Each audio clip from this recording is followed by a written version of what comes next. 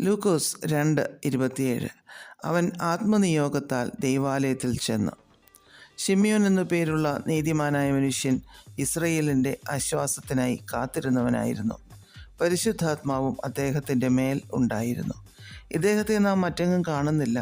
ആലയത്തിൽ വെച്ച് തന്നിലൂടെ ചെയ്തെടുക്കുവാനുള്ള ഒരു ശുശ്രൂഷ ചെയ്യുവാനായി ദൈവം അദ്ദേഹത്തെ ആലയത്തിലെത്തിച്ചു. കർത്താവിൻ്റെ ക്രിസ്തുവിനെ കാണും മുമ്പേ മരണം കാണുകയില്ല എന്ന് പരിശുദ്ധാത്മാവിനാൽ അദ്ദേഹത്തിന് അരുളപ്പാടുണ്ടായിരുന്നു. തൻ്റെ മേൽ പരിശുദ്ധാത്മാവ് ഉണ്ടായിരുന്നത് കൊണ്ട് പരിശുദ്ധാത്മാവിൻ്റെ അരുളപ്പാട് തനിക്ക് മനസ്സിലാവുകയും അപ്രകാരം ആത്മാവിൻ്റെ നിയോഗത്താൽ അരുളപ്പാടിൻ്റെ പൂർത്തീകരണത്തിനായി ആലയത്തിലേക്ക് ചെല്ലുകയും ചെന്നു. എത്രയോ കുഞ്ഞുങ്ങളെ ആലയത്തിൽ കൊണ്ടുവരുന്നു. അവരാരും ഇസ്രയേലിൻ്റെ രക്ഷകനാണെന്ന് അദ്ദേഹത്തിന് തോന്നിയില്ല. യേശു കുഞ്ഞുമായി മറിയയും യോസേഫും ആലയത്തിൽ ചെന്നപ്പോൾ ഇദ്ദേഹം പൈതലിനെ കൈകളിലേന്തി ദൈവത്തെ മഹത്വപ്പെടുത്തുന്നതായി നമുക്ക് കാണുവാൻ സാധിക്കുന്നു.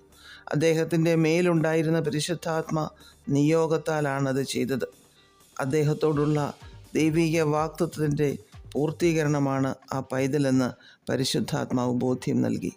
അതുകൊണ്ട് തന്നെ ആ കുഞ്ഞിനെ കൈകളിലേന്തി ദൈവത്തെ മഹത്വപ്പെടുത്തി. പരിശുദ്ധാത്മാവിലൂടെ ദൈവം നമ്മോട് സംസാരിക്കുന്നതൊക്കെയും ദൈവം പൂർത്തീകരിച്ച് നൽകും. 2 തിമോത്തിയോസ് 3:16 എല്ലാ തിരുവെഴുത്തും ദൈവശ്വാസീയമാകയാൽ എന്ന് നാം വായിക്കുന്നു. വചനത്തിലൂടെ പരിശുദ്ധാത്മാവ് നമ്മുടെ ഹൃദയത്തോട് സംസാരിക്കുന്നവ, പ്രഖ്യാപിക്കുന്നവ ഒക്കെ നിവർത്തിക്കപ്പെടുക തന്നെ ചെയ്യും. റോമർ 8:14 ദൈവാത്മാവ് നടത്തുന്നവർ ഏവരും ദൈവത്തിൻ്റെ മക്കളാകുന്നു എന്നെഴുതിയിരിക്കുന്നു. മാതാപിതാക്കൾ മക്കളെ അനുസരണയിലും ചിട്ടയിലും ഒക്കെ നടത്തുന്നത് പോലെ പരിശുദ്ധാത്മാവ് നമ്മെയും അനുനിമിഷം വഴി നടത്തുന്നു. ആത്മനിയോഗത്താൽ നമുക്ക് പലതും ദൈവനാമ മഹത്വത്തിനായി ചെയ്യുവാൻ സാധിക്കുന്നു. ഗലാത്യർ 5:16 ആത്മാവിനെ അനുസരിച്ച് നടപ്പിനെന്ന് എഴുതിയിരിക്കുന്നു.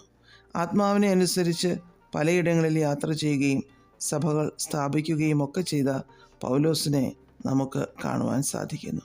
നമുക്കും ആത്മാവിൻ്റെ നിയന്ത്രണത്തിൽ പൂർണ്ണമായി ഏൽപ്പിച്ചു കൊടുക്കാം.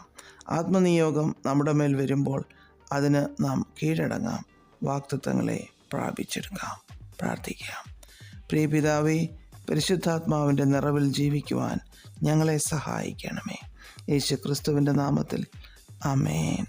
God bless us all.